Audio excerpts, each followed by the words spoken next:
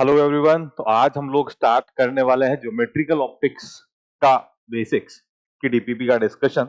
So start करते हैं। तो क्वेश्चन नंबर 1 में अपने को ये बात बोली जा रही, देखो कि thin lens of focal length f and its aperture has a diameter d, it forms an image of intensity I।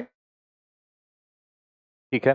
Now the central part of the aperture into diameter is black by an opaque paper, the focal length and image intensity would change. चलो, तो दो चीजों के बारे में बात करें अपन। देखो, सबसे पहले तो जैसे अगर हम लोग जब भी किसी लेंस को बताते होते हैं ना, तो ये उसका साइड व्यू तो कुछ इस तरह से है ना। पर अगर मैं ऐसे लगभग लगभग उसका फ्रंट व्यू देखूं तो वो कुछ इस तरह का आ रहा होगा। अपन जैसे यहाँ पे क्योंकि डायमीटर शब्द का इस्तेमाल कर रहे हैं, मतलब मान के चला जा रहा है कि जो लेंस है वो किस तरह की शेप का है, लगभग लगभग सर्कुलर। चलो, तो अब दो चीजें हैं यहाँ पे भाई। एक तो फोकल लेंथ के बारे में अपने को कमेंट करना है, दूसरा हम लोगों को कमेंट करना है इंटेंसिटी के बारे में, राइट। तो देखो, फोकल लेंथ जो है किसी भी लेंस की वो कुछ ऐसी है, mu lens minus mu surrounding upon mu surrounding, और ये 1/r1 माइनस 1/r2।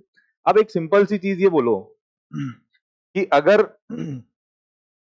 मैंने ऐसा मान के चलें कि भाई बीच वाले पार्ट को हम लोगों ने कोई कलर कर दिया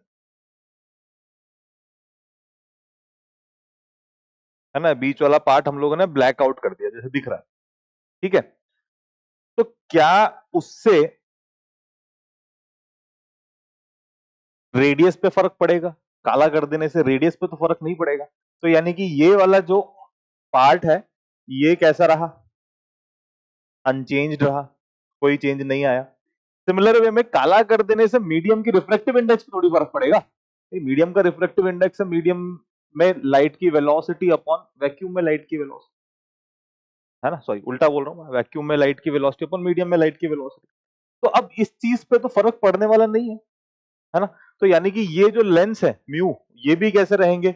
ये भी अनचेंज रहेंगे। अगर दोनों ही चीजें नहीं बदली तो यानी कि फोकल लेंथ न्यू जो है वो ओल्ड के ही बराबर है क्या? तो पहले यदि एफ था तो अब भी कितना होना चाहिए? अब भी एफ ही होना चाहिए। तो यानी कि मेरा आंसर ए नहीं हो सकता, मेरा आंसर सी नहीं हो सकता, मेरा आंसर या तो बी है या मेरा आंसर डी है। चलिए दूसरे चीज पे आ जाए। दूसरी चीज है इंटेंसिटी। अब ये ध्यान रखें कि लाइट के केस में, ऑप्टिक्स के केस में इंटेंसिटी ऑफ इमेज जो है वो डिपेंड करेगी एरिया ऑफ अपर्चर। अब अपर्चर का, अपर्चर बेसिकली मतलब क्या कि वो लाइट का पार्ट जिसमें से लाइट आती है, ना कि जो ब्लैक किया गया है। तो यहाँ पे लाइट जो है वो कितने पार्ट से आ रही है? इतने पार्ट से आ रही है। तो ये एरिया निकालना पड़ेगा मेरे को। तो अगर मैं ये तुमको बोलूं सिंपल से कि भाई जो I1 अपॉन I2 है वो कैसा हो जाना चाहिए? पहले वाला एरिया अपॉन दूसरे वाला एरिया, बाद वाला एरिया। अच्छा, शुरू में तो कोई चेंज नहीं किया गया है, पहले तो जो उसका एरिया है वो यही है πr², क्योंकि डायमीटर गिवन है तो इसलिए रेडियस बनाने के लिए मैंने उसको d/2 कर दिया। अब नया जो एरिया है वो है पुराना एरिया। अब उसमें से तुमने d/2 का अपर्चर काला कर दिया है, मतलब रेडियस उसकी कितनी होगी? d/4 होने वाली, ऐसा होगा।